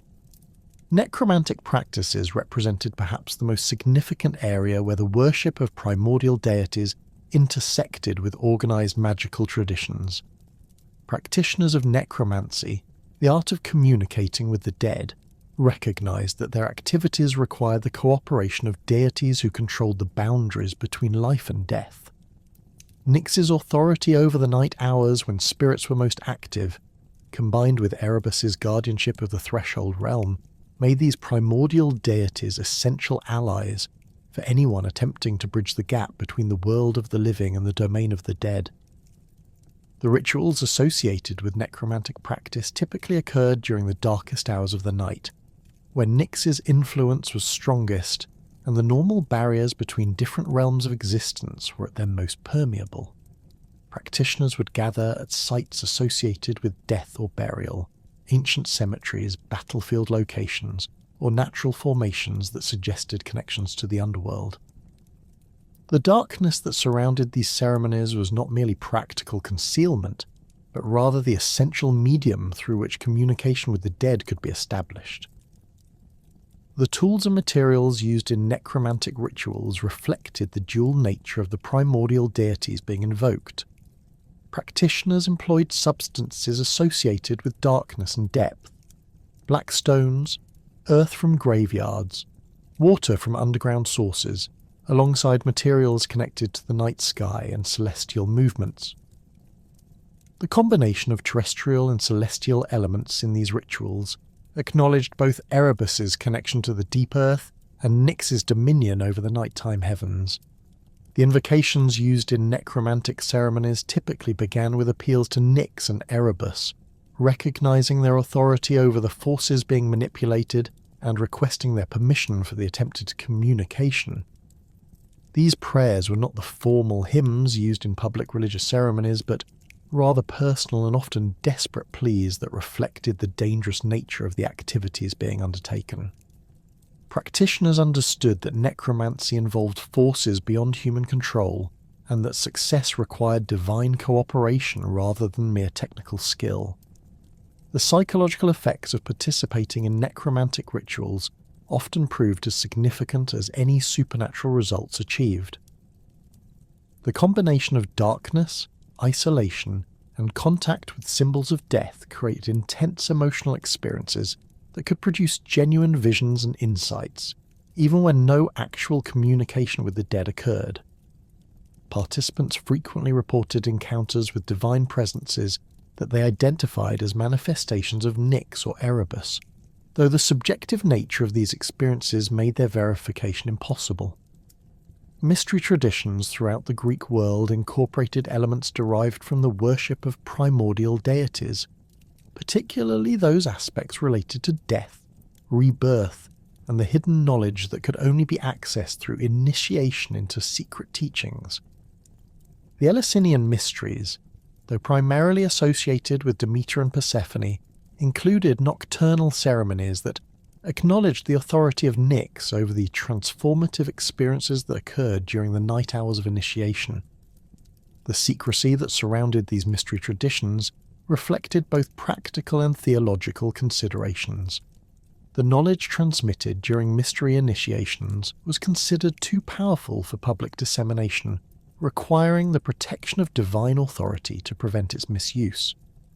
Nyx's role as protector of oaths sworn in darkness made her a natural guardian of mystery secrets, while Erebus's connection to hidden places provided the conceptual framework for understanding why certain knowledge must remain concealed from ordinary view.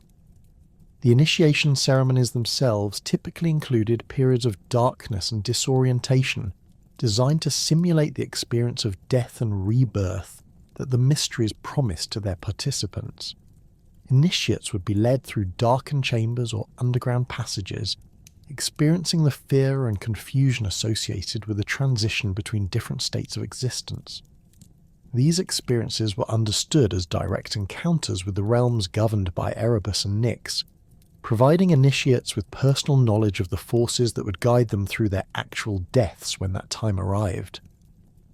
The philosophical schools that developed during the later periods of Greek civilization found in Nyx and Erebus powerful symbols for concepts that transcended conventional religious categories. Platonic philosophers interpreted these primordial deities as representations of the fundamental principles that underlay all existence, viewing their darkness not as the absence of illumination, but as the source from which all light emerged. This philosophical approach to the primordial deities allowed for their continued relevance even as traditional religious practices evolved and changed. The Orphic traditions, which emphasized the soul's journey through various states of existence, accorded particular importance to the primordial deities as guides and protectors during the most challenging phases of spiritual development. Orphic texts described elaborate cosmological systems in which Nyx and Erebus played crucial roles in the creation and maintenance of the cosmic order, their darkness serving as both the origin and ultimate destination of all souls seeking reunion with the divine source. The connection between Nyx and prophetic powers manifested most clearly through her dominion over the liminal hours when consciousness shifted between waking awareness and the deeper states of perception that allowed access to divine knowledge. Ancient Greek seers and oracles understood that the most profound revelations came not during the bright clarity of daylight, when rational thought dominated mental processes, but during the transitional periods of dusk and dawn, when Nyx's influence created the optimal conditions for receiving messages from the divine realm. The oracle at Delphi, though primarily associated with Apollo's solar authority, operated according to principles that acknowledged Nyx's fundamental role in prophetic activity. The Pythia's most significant consultations occurred during specific periods when the intersection of solar and nocturnal influences created heightened sensitivity to divine communication. The sacred vapours that rose from the earth beneath the temple were understood to carry messages that had been filtered through Erebus's deep domain before reaching the surface world, their prophetic power enhanced by their passage through the realm of primordial darkness. The physical manifestations of prophetic trance experienced by the Pythia reflected the influence of both primordial deities working in concert. The seer's initial descent into unconsciousness mimicked the soul's journey into Erebus's threshold realm, while the visions that followed drew their symbolic content from Nyx's vast repository of nocturnal imagery. The cryptic nature of Delphic prophecies resulted partly from this dual influence, as divine messages filtered through layers of primordial consciousness emerged in forms that required careful interpretation to reveal their practical meanings. Regional oracles throughout the Greek world developed their own specific relationships with Nyx's prophetic authority, particularly those located in natural settings that enhanced the connection between surface consciousness and the deeper mysteries of existence. The Oracle of Trophonius at Lebedea required consultants to undergo elaborate purification rituals that included periods of isolation in underground chambers, where they experienced direct contact with Erebus's domain before receiving their prophetic visions. The psychological preparation for these consultations involved deliberate disorientation and fear, emotions that opened the mind to influences that remained hidden during normal states of consciousness. The consultation process at Trophonius's oracle involved descent into a narrow underground passage that led to a chamber where the prophetic experience occurred. Consultants reported being pulled into complete darkness by invisible forces, experiencing visions that seemed to last for hours or days, while actually occupying much shorter periods of real time. The content of these visions typically included symbolic representations of future events mixed with direct encounters with supernatural beings who claimed to be messengers of the primordial deities. Dream interpretation represented perhaps the most widespread form of divination associated with Nyx's prophetic influence. Unlike the formal oracular consultations that required travel to specific sacred sites, dream prophecy was accessible to anyone who possessed the knowledge to interpret the symbolic language through which divine messages were transmitted during sleep. The practice required understanding of the complex relationship between different types of dreams and their prophetic significance, knowledge that was typically passed down through family traditions or acquired through apprenticeship with experienced practitioners. The ancient Greeks distinguished between several categories of dreams based on their source and reliability as prophetic indicators. True dreams, sent directly by deities or their divine messengers, carried accurate information about future events but required skilled interpretation to reveal their practical applications. These dreams typically occurred during the deepest hours of night, when Nyx's influence was strongest and the dreaming mind was most receptive to divine communication. Symbolic dreams presented their messages through complex allegorical imagery that reflected the dreamer's personal circumstances, while containing universal elements that connected to broader cosmic patterns. The interpretation of these dreams required extensive knowledge of traditional symbolic associations, combined with intuitive understanding of how divine messages adapted themselves to individual psychological frameworks. Practitioners who specialized in dream interpretation maintained detailed records of symbolic correspondences that had been validated through generations of successful predictions. Prophetic dreams often included direct appearances by Nyx herself or her divine children, particularly the Oneiroi, who served as her messengers in the realm of sleep consciousness. These divine visitations were distinguished from ordinary dreams by their extraordinary vividness and the lasting psychological impact they produced on the dreamer. Recipients of such dreams reported that the divine figures appeared with perfect clarity and spoke in voices that carried unmistakable authority, leaving no doubt about the supernatural origin of the experience. The timing of prophetic dreams followed patterns that reflected Nyx's cosmic rhythms and her relationship with other divine forces. Dreams received during the new moon, when darkness was most complete, typically contained the most profound and far-reaching prophecies, but required the greatest skill to interpret correctly. Dreams that occurred during the full moon carried messages related to immediate concerns and practical decisions, their meanings more accessible to ordinary interpretation but limited in their temporal scope. Seasonal variations in dream prophecy reflected the changing relationship between Nyx's nocturnal authority and the solar influences that dominated different periods of the year. Winter dreams, occurring during the longest nights, often contained prophecies related to major life transitions and spiritual transformations. Summer dreams, when nights were shortest, typically focused on immediate practical concerns and short-term predictions that could be acted upon quickly.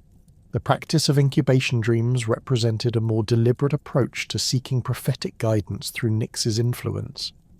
Practitioners would prepare themselves through fasting, purification rituals, and meditation before sleeping in locations specifically chosen to enhance their receptivity to divine communication. Sacred caves, temple precincts, and crossroads were preferred sites for incubation dreams, their association with liminal spaces making them natural conduits for messages from the primordial realm. The preparation rituals for incubation dreams typically included offerings to Nyx and her divine children, particularly Hypnos and the Oneiroi, requesting their cooperation in facilitating clear communication between the divine and mortal realms. These offerings were usually simple but meaningful items, honey, milk, flowers, or personal objects that held special significance for the dreamer. The act of making these offerings created a psychological state of receptivity, while establishing a formal relationship between the seeker and the divine forces being invoked. Erebus's role in chthonic prophecy operated through different mechanisms, but complemented Nyx's dream-based divination by providing access to knowledge that originated in the underworld and the realm of the dead. The ancient Greeks understood that the deceased possessed unique perspectives on future events, having been freed from the limitations of mortal existence while retaining their interest in the affairs of the living world. Communication with the dead required passage through Erebus's threshold domain, making him an essential intermediary for necromantic prophecy. The practice of consulting the dead for prophetic guidance involved complex rituals that acknowledged both Erebus's authority over the boundary between life and death and Nyx's protection of activities that occurred during the night hours. These ceremonies typically took place at sites associated with death or burial, where the connection between the upper and lower worlds was strongest, and the normal barriers between different realms of existence were most permeable. The Oracle of the Dead at Ephyra provided the most elaborate and systematic approach to chthonic prophecy in the ancient world. This institution maintained a complex underground facility designed to simulate the experience of death and facilitate communication with deceased spirits. Consultants underwent extensive preparation that included dietary restrictions, purification ceremonies, and psychological conditioning intended to prepare them for the traumatic experience of encountering the dead. The consultation process, Ephyra, involved descent into a series of underground chambers that became progressively darker and more oppressive as visitors moved deeper into the facility. The final chamber, where actual communication with the dead occurred, was designed to create complete sensory deprivation while providing acoustic properties that enhanced the perception of supernatural voices. The darkness in this chamber was understood to be a direct manifestation of Erebus's presence, providing the medium through which messages from the underworld could reach the living world. The messages received through chthonic prophecy typically differed significantly from those obtained through other forms of divination. The dead were believed to possess knowledge of hidden events and secret motivations that remained concealed from living observers, making their prophecies particularly valuable for understanding the true causes behind apparent developments. However, the emotional state of deceased spirits could influence the reliability of their messages, with those who had died violently or under traumatic circumstances sometimes providing information distorted by their own unresolved conflicts. The interpretation of chthonic prophecies required specialized knowledge of the psychological states and motivations that characterized different categories of the dead. Spirits who had lived virtuous lives and died peacefully typically provided accurate and helpful guidance, their messages reflecting genuine concern for the welfare of the living. Those who had died with unfinished business or unresolved grievances might offer information that served their own posthumous interests rather than the genuine needs of the consultant. Famous prophetic incidents involving the primordial deities demonstrated their continued influence on major historical events and the decisions of prominent individuals throughout Greek history. The consultation of the oracle at Delphi before the Battle of Salamis included specific recognition of Nyx's role in the coming conflict. with the Pythia's prophecy referencing the importance of nocturnal preparations and the advantage that darkness would provide to the Greek forces. The prophetic guidance received by Themistocles before the naval battle emphasized the strategic importance of timing the engagement to coincide with conditions that would favor the smaller but more maneuverable Greek ships. The prophecy specifically mentioned that victory would come through embracing the darkness rather than seeking the clarity of daylight combat, advice that proved crucial when the battle was fought in the confined waters where superior seamanship mattered more than numerical superiority. The role of dreams in guiding major military decisions appeared repeatedly throughout Greek history, with commanders from both sides of various conflicts reporting prophetic visions that influenced their strategic planning. Alexander the Great's campaigns included numerous instances where nocturnal visions provided guidance for crucial decisions, with the king maintaining a staff of dream interpreters who specialized in understanding messages received through Nyx's influence. The siege of Tyre during Alexander's eastern campaign involved specific prophetic guidance received through dreams that warned of the dangers associated with direct assault on the island fortress. The visions experienced by Alexander's advisors included symbolic representations of the city's defences and suggestions for alternative approaches that would minimize casualties while achieving the strategic objectives. The eventual success of the siege was attributed partly to the army's willingness to follow guidance received through nocturnal prophecy, rather than relying solely on conventional military analysis. The influence of chthonic prophecy on political decisions appeared most dramatically during periods of crisis, when traditional sources of guidance proved inadequate for addressing unprecedented challenges. The Athenian response to the plague that struck the city during the early years of the Peloponnesian War included consultation with practitioners of necromancy who claimed to have received guidance from the spirits of prominent citizens who had died from the disease.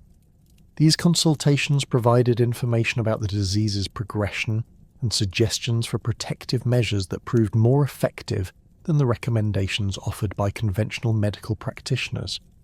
The success of treatments based on guidance received from the dead enhanced the reputation of chthonic prophecy and encouraged its use during subsequent crises that threatened the city's survival.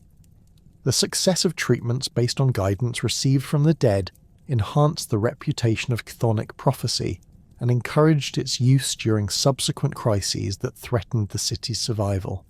This practical validation of communication with deceased spirits established a foundation for understanding how the primordial deities maintained their influence on human affairs through the eternal cycles that governed existence itself. The daily journey of Nyx across the heavens represented far more than a simple astronomical phenomenon in ancient Greek understanding. Her passage from the eastern horizon to the western edge of the world constituted a deliberate act of cosmic governance that required careful coordination with multiple divine forces and precise timing to maintain the delicate balance between light and darkness that made life possible. The goddess began each cycle by emerging from the deep places of Erebus's realm, where she had rested and renewed her strength during the daylight hours when her sister Hemera held dominion over the visible world. The emergence of Nyx from the underworld occurred through specific pathways that connected the hidden depths to the surface realm, routes that were invisible to mortal observation, but marked by subtle changes in atmospheric pressure and the behavior of nocturnal creatures who served as her advanced scouts. The first signs of her approaching presence manifested in the gradual cooling of air temperature and the increasing activity of bats, owls, and other creatures whose natural rhythms aligned with her cosmic schedule. These animals possessed an instinctive awareness of her movements that allowed them to prepare for the transformation that her arrival would bring to their environment. As Nyx ascended from the depths, her form underwent a gradual transformation that reflected the changing nature of darkness throughout the night cycle. During her initial emergence, she appeared in her most substantial manifestation, her cloak dense with the accumulated shadows of the underworld, and her presence so profound that it could extinguish flames and muffle sounds. This deep darkness was necessary for the complete transition from day to night, providing the definitive boundary that separated Hemera's domain from her own cosmic territory. The physical process of nightfall involved Nyx's systematic expansion across the sky, her cloak unfurling to cover progressively larger areas of the heavens, while her essence permeated the atmosphere at ground level. The darkness she brought was not uniform, but possessed subtle variations in density and quality that reflected the specific needs of different regions and the activities that would occur within them during the night hours. Areas designated for rest and sleep received the gentle, soothing darkness that promoted peaceful slumber, while locations associated with mystery practices or divine communication were enveloped in the deeper shadows that facilitated supernatural encounters. The stars that appeared in Nyx's wake were not merely distant celestial bodies, but active participants in her cosmic administration, each one serving specific functions within the greater pattern of her nightly governance. The brightest stars acted as her lieutenants, carrying her authority to distant regions and ensuring that her influence extended uniformly across the entire visible universe. These stellar servants possessed individual personalities and responsibilities, with some specializing in the guidance of travelers, others overseeing the activities of nocturnal hunters, and still others maintaining watch over sleeping cities and rural communities. The constellations formed by these stellar servants created a complex communication network that allowed Nyx to coordinate her activities across vast distances while maintaining awareness of local conditions that might require her direct attention. The patterns visible in the night sky represented not random arrangements of distant suns, but rather a sophisticated organizational structure that reflected the goddess's administrative needs and the various functions that her domain encompassed. The relationship between Nyx and the moon revealed another crucial aspect of her cosmic journey. The lunar orb served as her primary herald and advance scout, its phases providing information about the optimal timing for her emergence and the specific conditions she would encounter during each night's passage. The new moon periods, when lunar light was absent from the sky, marked the occasions when Nyx could manifest her full power without interference from other celestial influences. During these dark moon nights, her presence became so profound that sensitive individuals could perceive her directly, experiencing visions and insights that remained hidden during periods when lunar illumination softened the intensity of her darkness. The full moon presented different challenges and opportunities for Nyx's cosmic journey. The bright lunar light created a partnership between her darkness and the reflected solar radiance, producing the silvered shadows and ethereal atmosphere that characterized moonlit nights. These conditions were optimal for certain types of magical practices and romantic encounters, the combination of darkness and gentle illumination creating an environment where normal inhibitions dissolved while maintaining enough visibility for conscious interaction. The waxing and waning phases of the moon provided Nyx with graduated transitions between her periods of maximum and minimum influence, allowing her to adjust the intensity of her presence according to the changing needs of the cosmic cycle. During waxing phases, her darkness gradually increased in power, building toward the profound influence she wielded during new moon periods. The waning phases saw her influence gradually diminishing as she prepared to yield dominion to her daughter Hemera for the approaching daylight hours. The eternal dance between Nyx and Hemera represented one of the most precisely choreographed aspects of the cosmic order, requiring perfect timing and mutual cooperation to ensure smooth transitions between night and day without the jarring disruptions that might occur if the handoff was poorly coordinated. The two goddesses had developed their collaborative relationship over countless eons, refining their technique until the exchange of authority occurred with such seamless precision that mortal observers perceived it as a natural phenomenon rather than a deliberate divine performance. The transition from night to day began during the final hours of Nyx's journey, when she started to gather her cloak around herself in preparation for her return to Erebus's realm. This gradual withdrawal created the pre-dawn darkness that was deeper and more complete than the shadows of midnight, a concentrated manifestation of her essence that served as both farewell and preparation for Hemera's arrival. The quality of this pre-dawn darkness possessed unique properties that made it particularly suitable for certain types of spiritual practices and the final prophetic dreams that occurred just before awakening. Hemera's emergence from her own resting place occurred in careful coordination with Nyx's withdrawal. The goddess of day beginning her ascent from the eastern horizon at precisely the moment when her nocturnal sister reached the optimal point in her departure sequence. The first rays of dawn light represented not the automatic result of solar mechanics, but rather Hemera's deliberate announcement of her presence and her gentle but firm assertion of authority over the coming daylight hours. The interaction between the two goddesses during the transition period created the spectacular visual displays that mortals witnessed as sunrise, the colours and atmospheric effects resulting from the intersection of their divine essences rather than simple optical phenomena. The golden and rose hues that painted the eastern sky reflected Hemera's joy at returning to her cosmic duties, while the deep purples and blues that lingered in the western regions showed Nyx's satisfaction at completing another successful night journey. The coordination required for these daily transitions extended beyond the immediate relationship between the two sister goddesses to encompass the activities of their various divine children and associated deities. Hypnos had to time the release of sleeping mortals from his influence to coincide with Hemera's arrival, ensuring that the awakening process occurred naturally rather than abruptly. The Oneiroi needed to complete their dream-weaving activities and withdraw to their own resting places before the increasing light made their nocturnal work impossible. Ether played a crucial supporting role in facilitating the smooth transition between night and day, his clear upper atmosphere providing the medium through which Hemera's light could travel, while also serving as the pathway for Nyx's withdrawal to the western horizon. His domain remained active throughout both night and day, but his specific functions shifted according to which sister goddess held primary authority over the visible world.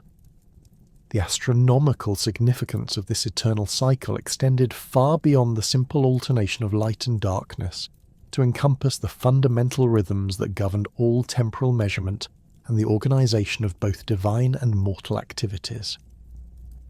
The precise timing of Nyx's emergence and withdrawal provided the basis for calculating the length of days and nights throughout the changing seasons, while the variations in her journey's duration created the natural calendar that regulated agricultural activities and religious observances. The seasonal variations in Nyx's cosmic journey reflected the changing relationship between her domain and the solar influences that grew stronger during summer months and weaker during the winter period. During the summer solstice, when daylight hours reached their maximum length, Nyx's journey was compressed into the shortest possible time frame, while still maintaining the essential functions that required her presence. Her passage during these brief summer nights was correspondingly more intense and concentrated, her influence compressed but not diminished. The winter solstice marked the opposite extreme, when Nyx's journey extended to its maximum duration, and her influence could manifest with greater subtlety and complexity. The long winter nights provided opportunities for the most elaborate magical workings and the deepest prophetic visions, the extended period of darkness allowing for spiritual practices that required sustained periods away from solar influences. Erebus's role in maintaining cosmic balance operated through different mechanisms but proved equally essential to the stability of the eternal cycle. While Nyx travelled across the visible heavens in her daily journey, Erebus maintained the stable foundation from which she emerged and to which she returned, his deep realm serving as both source and destination for the darkness that she carried across the world. His domain provided the essential continuity that allowed the cycle to repeat indefinitely without degradation or drift from its optimal patterns. The deep places that Erebus maintained served multiple functions within the cosmic order, providing not only the resting place for Nyx during her periods of withdrawal, but also the secure storage areas where the accumulated experiences of each night's journey could be preserved and integrated into the growing repository of cosmic wisdom. Each night's events, from the most significant historical developments to the smallest individual dreams, were recorded and filed within his vast archives, creating a comprehensive record of existence that informed future cosmic decisions.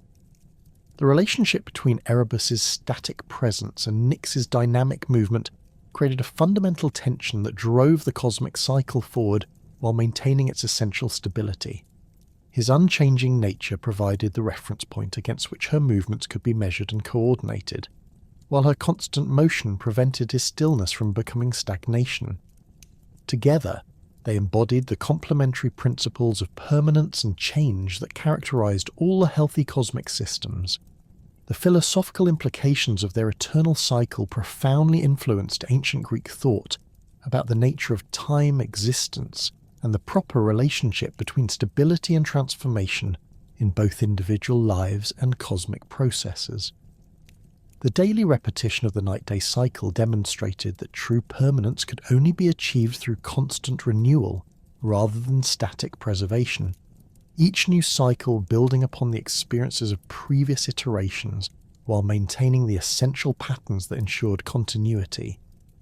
The concept of eternal return that emerged from observation of this cosmic cycle suggested that time itself possessed a cyclical rather than linear structure, with events and patterns repeating at various scales while incorporating the accumulated wisdom of previous cycles. This understanding influenced Greek approaches to history, ethics, and personal development, encouraging the view that growth occurred through the refinement of recurring patterns rather than through simple progression towards predetermined goals. As Greek civilization evolved and encountered new cultural influences, the roles of Nyx and Erebus underwent significant transformations that reflected changing theological perspectives and philosophical developments.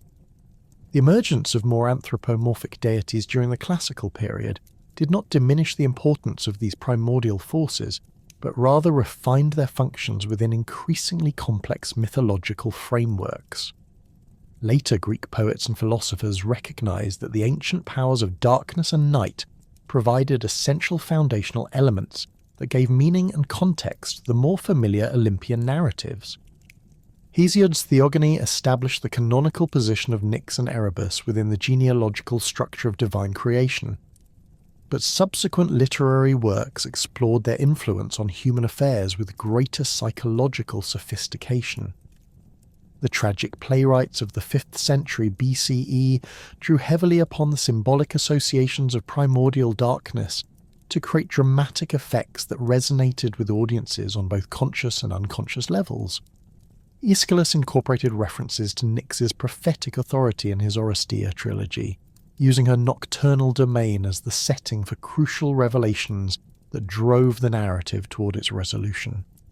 The Eumenides, the final play of the trilogy, presented Nyx's offspring, the Erinyes, as complex characters whose pursuit of justice operated according to ancient laws that predated the more rationalized legal systems represented by Athena and Apollo.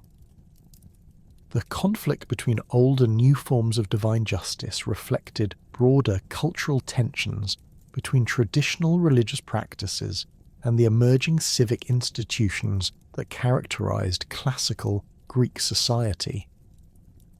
Aeschylus resolved this tension not through the complete victory of either side, but through a synthesis that acknowledged the continued relevance of primordial principles within evolving social structures. Sophocles employed the symbolism of Erebus's threshold realm in his exploration of the boundary between life and death, particularly in plays that dealt with characters who existed in liminal states between mortality and immortality. The psychological complexity of his tragic heroes often reflected their proximity to the forces that Erebus governed, their internal struggles mirroring the cosmic tensions between order and chaos that characterized the primordial realm. The famous chorus in Antigone that described the wonders and terrors of human existence drew explicitly upon imagery associated with the deep places where Erebus held dominion. Euripides pushed the exploration of primordial influences even further, incorporating elements of contemporary philosophical speculation about the nature of consciousness and the relationship between rational thought and the deeper psychological forces that motivated human behavior. His portrayal of characters experiencing prophetic visions or divine madness reflected sophisticated understanding of how Nyx's nocturnal influence could manifest in individual psychology, creating dramatic situations that explored the tension between daylight rationality and the mysterious knowledge that emerged from darkness. The philosophical schools that developed during the later classical period found in Nyx and Erebus powerful symbols for concepts that transcended traditional religious categories. Plato's allegory of the cave drew upon imagery directly associated with Erebus's domain, using the contrast between the darkness of ignorance and the illumination of knowledge to explore fundamental questions about the nature of reality and human perception.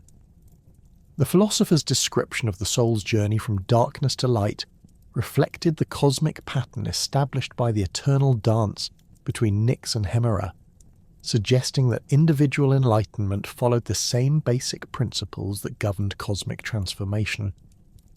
The Platonic understanding of these primordial deities emphasized their role as representatives of the fundamental principles that underlay all existence, rather than as anthropomorphic beings with personal motivations and desires. This philosophical interpretation allowed for their continued relevance within intellectual frameworks that were moving away from traditional mythological explanations towards more abstract conceptual systems. Nyx became associated with the realm of pure potentiality from which all specific forms emerged, while Erebus represented the hidden depths of reality that remained beyond direct observation but provided the foundation for all visible phenomena. Aristotelian philosophy incorporated elements derived from primordial mythology in its analysis of causation and the relationship between actuality and potentiality.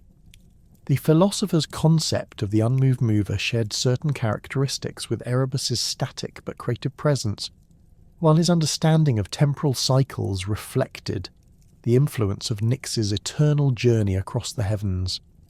The systematic approach that Aristotle brought to natural philosophy required him to address the same fundamental questions about darkness, light, and cosmic order that had originally been explored through mythological narratives. The Stoic school developed perhaps the most sophisticated philosophical interpretation of primordial mythology, incorporating Nyx and Erebus into their comprehensive system of cosmic determinism and cyclical time. Stoic cosmology described recurring cycles of cosmic creation and destruction that reflected the eternal pattern established by the primordial deities, with each cycle incorporating the accumulated wisdom of previous iterations while maintaining the essential structures that ensured cosmic stability. The Stoic emphasis on accepting fate and working in harmony with natural law drew directly upon the model provided by Nyx's willing participation in the eternal cycle of night and day. The influence of primordial mythology on later Greek philosophical development extended beyond abstract speculation to encompass practical approaches to ethics and personal development. The mystery traditions that flourished throughout the Hellenistic period incorporated sophisticated understanding of how the forces represented by Nyx and Erebus could be harnessed for spiritual transformation and the development of higher consciousness. These traditions recognized that certain forms of knowledge could only be accessed during altered states of consciousness that mimic the conditions present in the primordial realm. The Neoplatonic philosophers of the later imperial period created elaborate cosmological systems that assigned specific roles to Nyx and Erebus within hierarchical structures of divine emanation. Plotinus described the one as the ultimate source of all existence, but his system required intermediate levels of reality that served functions similar to those originally attributed to the primordial deities. The realm of Nous, or divine intellect, possessed characteristics that reflected Nyx's role as the source of cosmic wisdom, while the level of soul incorporated elements derived from Erebus's function as the boundary between different states of existence. Proclus developed even more detailed correspondences between primordial mythology and Neoplatonic metaphysics, creating systematic relationships between specific deities and particular philosophical concepts. His Platonic theology included extensive discussions of how Nyx's nocturnal authority related to the soul's capacity for receiving divine illumination, while his analysis of Erebus's threshold function provided insights into the process by which individual consciousness could transcend its normal limitations and achieve union with higher levels of reality. The Roman encounter with Greek mythology resulted in the adoption and adaptation of primordial deities within Latin cultural frameworks that emphasized different aspects of their cosmic functions. Nox, the Roman equivalent of Nyx, retained most of her Greek characteristics but acquired additional associations with the practical concerns of Roman military and agricultural life. Roman generals consulted her influence when planning nighttime operations, while farmers timed their planting and harvesting activities according to lunar cycles that reflected her cosmic rhythms. Erebus maintained his essential characteristics within Roman mythology, but became more closely associated with the underworld aspects of death and judgment that concerned Roman legal and military culture. The Roman emphasis on civic duty and public service created new interpretations of his threshold function, with Erebus serving as the divine authority who determined whether deceased citizens had fulfilled their obligations to the state and deserved honourable burial and commemoration. The Roman mystery religions that developed during the imperial period incorporated sophisticated understanding of primordial influences within initiation ceremonies that promise spiritual transformation and preparation for the afterlife. The Mithraic mysteries, popular among soldiers and civil servants, included nocturnal ceremonies that invoked Nox's protection for dangerous journeys and difficult transitions. The elaborate underground temples where these rituals occurred reflected the influence of Erebus's cave sanctuaries, their darkness providing the appropriate environment for encounters with divine forces.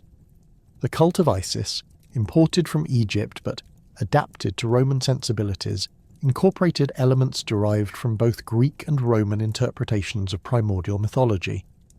The goddess's nocturnal aspects drew upon Nyx's authority over dreams and prophecy, while her role as protector of the dead reflected Erebus's function as guardian of the threshold between life and death.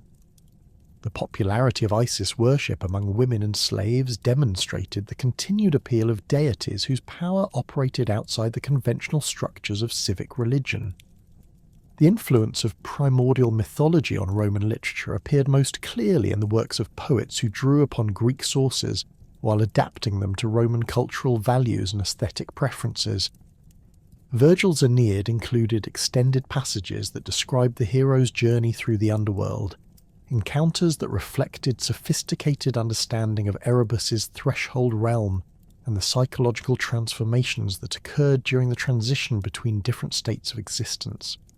The poet's description of the Sibyl's prophetic activities incorporated elements derived from Nyx's authority over nocturnal divination, creating scenes that resonated with contemporary Roman interest in fate and destiny. Ovid's Metamorphoses presented primordial deities within narratives that emphasized transformation and change rather than static mythological relationships. His portrayal of Nyx's children, particularly the personifications of sleep and dreams, reflected contemporary psychological understanding of how unconscious processes influence conscious behavior. The poet's treatment of these themes demonstrated the continued relevance of primordial mythology for exploring fundamental questions about human nature and the relationship between individual psychology and cosmic order. The emergence of Christianity within the Roman Empire created new challenges and opportunities for the interpretation of primordial mythology. early Christian theologians encountered in Nyx and Erebus symbolic representations that could be adapted to express Christian concepts about the relationship between divine illumination and human ignorance. The contrast between light and darkness that characterized primordial mythology provided a natural framework for Christian teachings about sin and redemption, though the specific associations had to be carefully modified to avoid conflicts with monotheistic doctrine. The Christian concept of divine providence incorporated elements derived from Nyx's role in cosmic governance, though the personal nature of the Christian god required significant modifications to the original mythological framework. The idea that darkness could serve positive functions within divine plans reflected the influence of primordial mythology, even when explicit references to pagan deities were avoided or condemned. The development of Christian mystical traditions drew heavily upon techniques and concepts that had originally been associated with the mystery religions that honoured Nyx and Erebus. The symbolic interpretation of primordial mythology within Christian contexts allowed for the preservation of ancient wisdom within new theological frameworks. Medieval Christian scholars recognized that the mythological narratives contained insights about human psychology and cosmic order that retained their validity even when the literal belief in pagan deities had been abandoned. The allegorical approach to classical mythology that developed during the medieval period ensured the continued transmission of primordial themes through educational curricula and literary works. The Renaissance rediscovery of classical sources led to renewed interest in the philosophical and artistic possibilities suggested by primordial mythology. Humanist scholars approached Nyx and Erebus as symbols of fundamental cosmic principles rather than as objects of religious devotion, creating interpretations that emphasized their relevance for understanding natural phenomena and human psychology. The development of empirical science during this period required new ways of understanding the relationship between observation and the hidden forces that governed natural processes, creating opportunities for the reinterpretation of ancient mythological insights. The artistic traditions that flourished during the Renaissance incorporated primordial imagery within works that explored the relationship between human creativity and the mysterious sources of inspiration. Painters and sculptors drew upon the visual associations of Nyx and Erebus to create works that suggested the presence of forces beyond ordinary perception, while poets and dramatists used their mythological narratives to explore psychological themes that anticipated later developments in depth psychology and psychoanalysis. The enduring influence of Nyx and Erebus on Western cultural development demonstrates the fundamental importance of the cosmic principles they represented. Their mythological narratives provided frameworks for understanding the relationship between consciousness and unconsciousness, order and chaos, stability and transformation that remained relevant across changing cultural contexts and intellectual paradigms. The ancient Greek recognition that darkness possessed creative and necessary functions within cosmic order anticipated modern scientific understanding of how complex systems require both stable structures and dynamic processes to maintain their organization and continue their development. The legacy of these primordial deities extends beyond their specific mythological narratives to encompass broader insights about the nature of existence and the proper relationship between different aspects of reality. Their eternal cycle of night and day established patterns that influenced human understanding of time, causation, and the possibility of meaningful change within stable frameworks. The respect they commanded from later generations of deities demonstrated the importance of acknowledging foundational principles, even within evolving systems of belief and practice. The primordial darkness that Nyx and Erebus embodied was never mere absence or negation, but rather the fertile void from which all creation emerged and to which it periodically returned for renewal and transformation. Their mythological legacy reminds us that the most profound truths often emerge from the depths of mystery, and that the greatest illumination comes to those who are willing to embrace the darkness that precedes dawn. In the eternal dance between night and day, between the hidden and the revealed, between the depths of Erebus and the travelling light of his divine descendants, the ancient Greeks found a pattern that continues to illuminate the deepest mysteries of existence and the cosmic order that sustains all life.